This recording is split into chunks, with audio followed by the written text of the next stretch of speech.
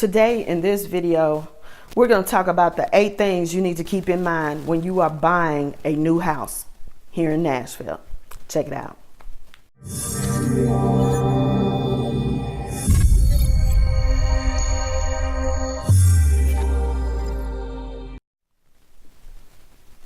Hi, I'm Rhonda Burgess, and I'm a real estate broker here in Nashville, Tennessee, and my firm is Southern Living Realty Partners, and I am a native Nashvilleian.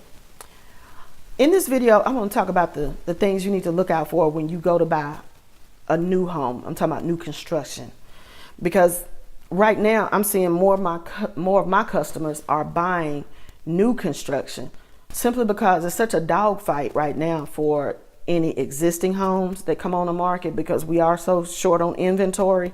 Plus, a lot of these new construction builders are offering some great incentives right now, and people are just liking new right now. So first thing I want to say is that you should always take your own agent. Take your own buyer's agent.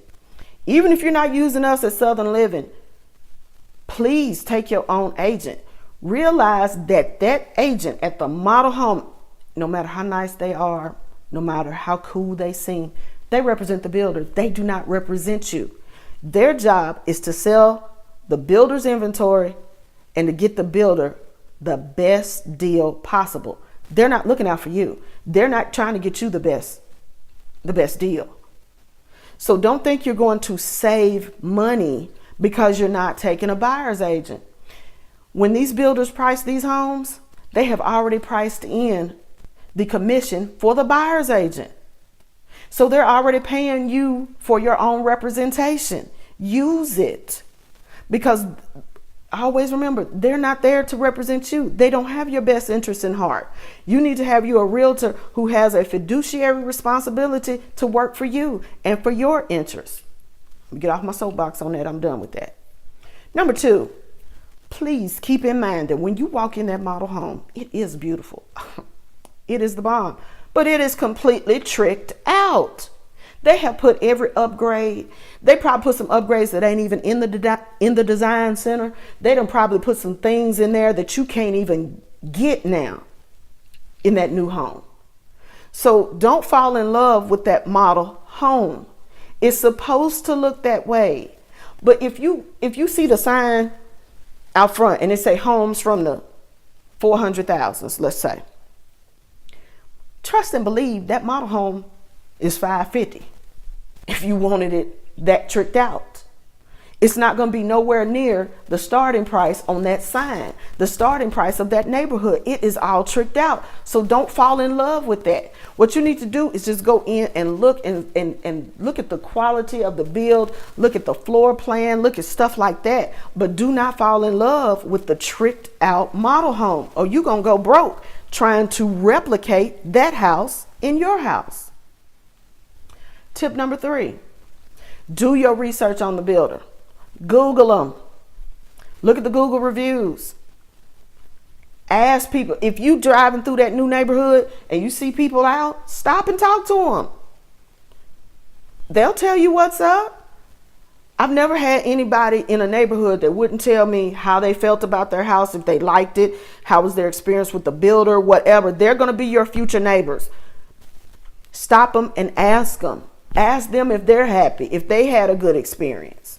Look at the reviews online. Now keep and take that with a grain of salt, because you know what? You know, when you unhappy or you mad or whatever, you are quick to put it out there in a review, and all the bad reviews are always posted. Okay? Let me just say that. When everything was wonderful and you had a good experience, a lot of times you're not even thinking about doing a review. So take that with a grain of salt, but look around, look at it, see exactly the reputation of your builder. See if they've been around for a while. If they're publicly traded, look at their financials to make sure they're going to be around in the future when you may need some warranty work or something done. But do your homework on the builder. Number 4, this is another myth that I don't think a lot of people realize. Yes, 9 times out of 10, when you go to a builder, especially your bigger builders, they do have a relationship with the mortgage company. and they encourage you to use that mortgage company. 9 times out of 10, they own that mortgage company, or they have a setup where they get so much money back from the mortgage company for referrals. You can use your own lender. And I encourage you to stick with your lender. If you already have a relationship with the lender and they done pre-qualified you and they've been working with you, get your credit fixed and all this, that, and the third, and they've done all this work, do not just kick your lender to the curb. And because let me say this too, yes, sometimes those on-site lenders, they'll offer all these incentives and money and all this and all that, but that may not be the best deal for you. You need to compare apples to apples.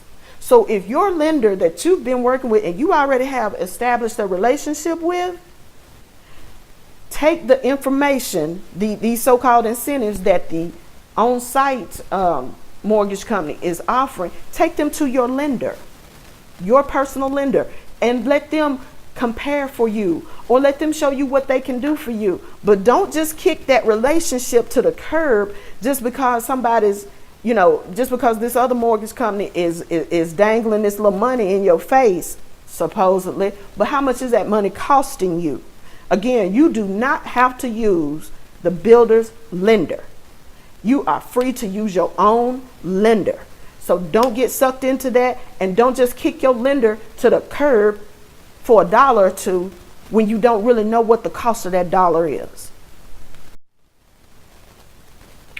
Okay, now let's talk about the spec homes. These are the homes that are finished and ready to go.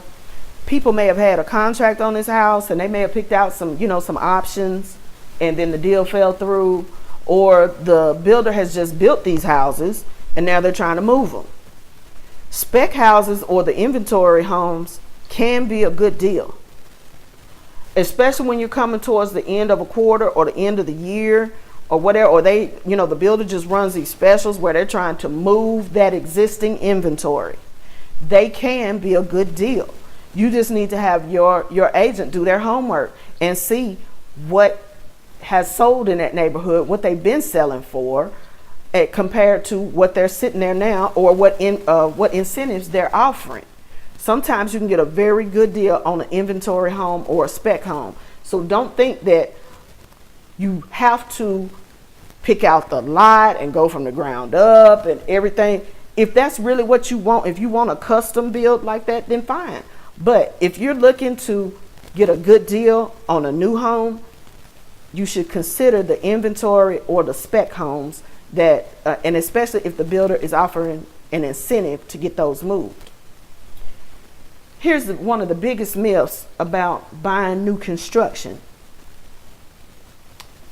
That price is not written in stone. You can negotiate. Ask for it. Closed mouth don't get fed. So if you need help with your closing costs, ask for it. If it's something that you want, ask for it. Only thing they can say is no.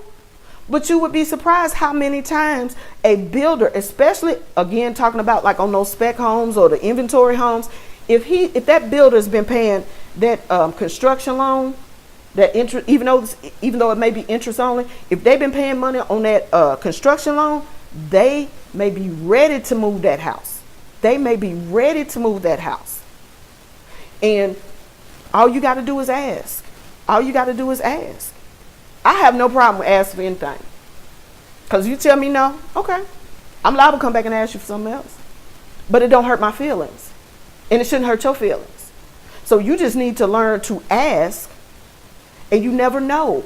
But don't be afraid to negotiate. Nothing is written in stone. Nothing is written in stone, especially not in real estate, and especially not when it comes to buying a new house. All right, number 7. One thing you need to do is you need to compare those prices on extras like your light fixtures, ceiling fans, blinds, stuff like that. If you go to the design center or you're there picking out your options and they want, I think it was the first house I bought in Smyrna, the light fixtures. They call them those boob lights because they look like a boob. The little lights, they're flush to the ceiling and everything. and they came with like a silver, just a plain silver little base. And then if you wanted them in the wrought iron or whatever, it was like something ridiculous. It was like $2,000 upgraded lighting package. Okay, no. You can go to Home Depot, you can go to Lowe's, you can go wherever, and price those same light fixtures or those blinds or whatever. And if it's cheaper to get them there, get them there. Let them put the base, builder grade in there, and then you upgrade that stuff after the fact. It doesn't make sense to pay an extra $2,000-$3,000 for these upgrades that would only cost you $500 at Lowe's or whatever, and you're paying that over the life of your loan. I mean, it just doesn't make sense. And let me talk about this too. The kitchen cabinets.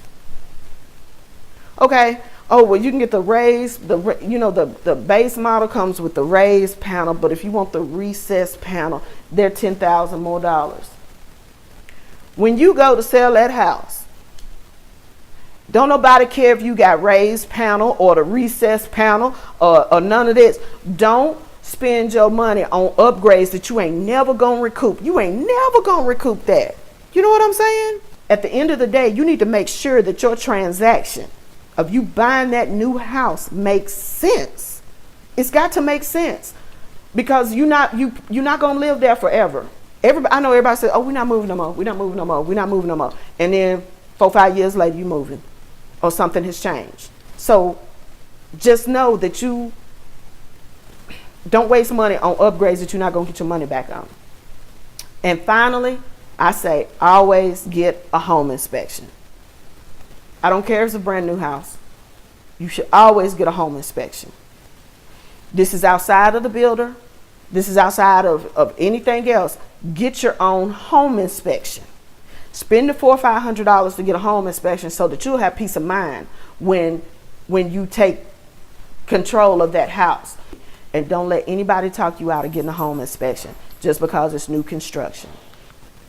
Again, my name is Rhonda Burgess, and I'm a real estate broker here in Nashville, Tennessee, with Southern Living Realty Partners.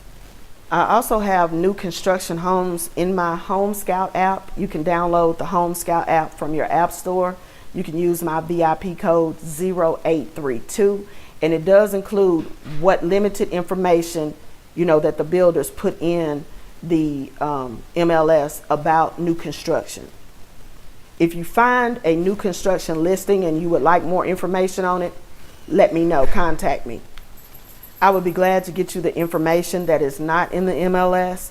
I will get it directly from the builder for you. Again, my number is 615-554-0832. Please subscribe to the channel, as we will be adding more information about moving to Nashville and living in Nashville in the upcoming days.